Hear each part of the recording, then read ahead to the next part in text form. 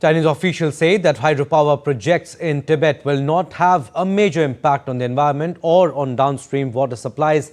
The construction of the dam, which will be the largest of its kind in the world with an estimated capacity of 300 billion kilowatt hours of electricity annually, was approved last month. And India has also lodged a solemn protest with China over its announcement of two new counties in Khotan prefecture which fall within India's union territory of Ladakh.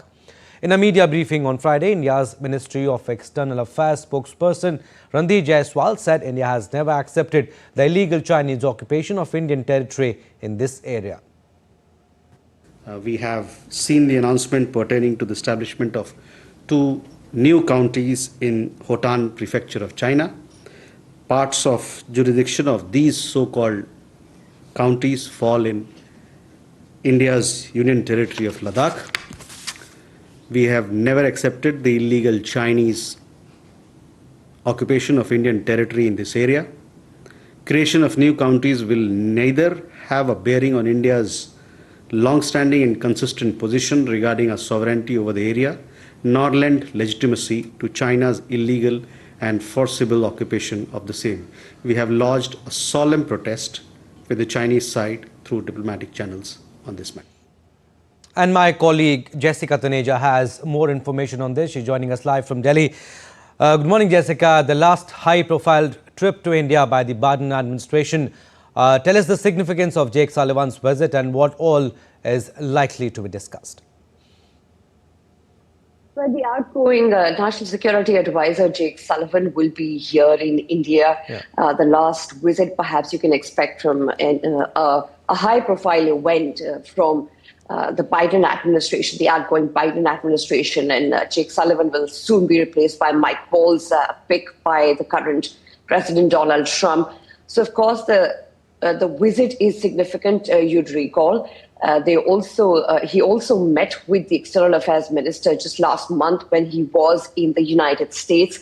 So perhaps this visit is also a signal and perhaps in a sense that the outgoing administration of the United States does see India and will continue to see it as a crucial partner in many spheres, and the relationship that has built up not only based on technology but also on aiding India on many fronts, as was its requirement and mutually beneficial relationship that has thrived over the years. But his visit is also coming at a time, if not related, where India has lodged solemn protest over Chinese activities, in the region, which of course threaten India's sovereignty and territorial integrity. So perhaps this visit would see a wide-ranging discussion.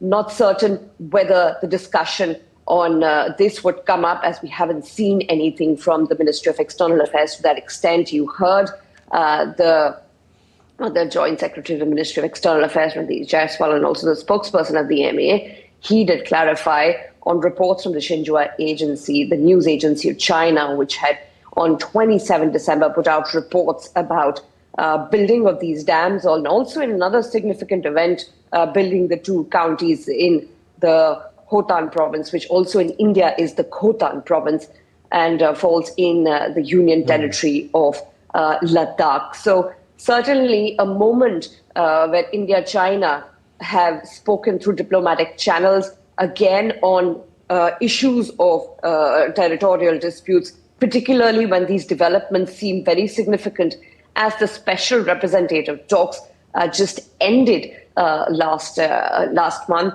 And perhaps a movement towards normalization of the ties with China is on the way.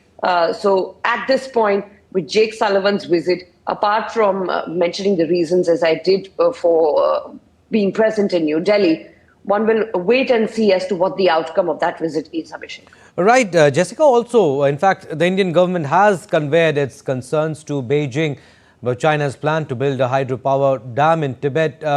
Tell us, why is China's construction of a new dam a concern for India? How will that dam impact India?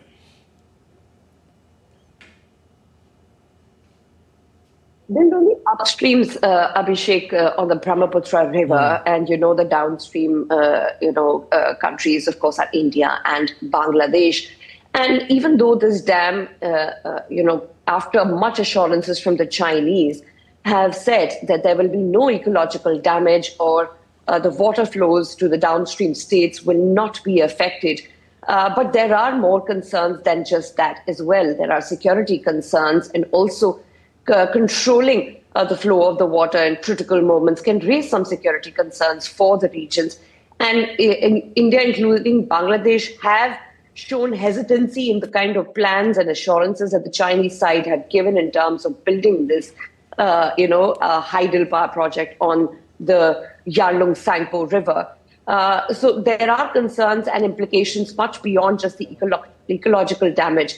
So, of course, once this dam is complete, it's costing around $137 billion, the world's largest dam. It even dwarfs the Three Gorges Dam that Chinese had built. So this is, of course, a huge project. And, of course, there are issues about consultations of states downstream that could be affected. And it does sort of raise implications much, much beyond environmental damages. All right, Jessica, we'll leave it at that. Thank you for your inputs.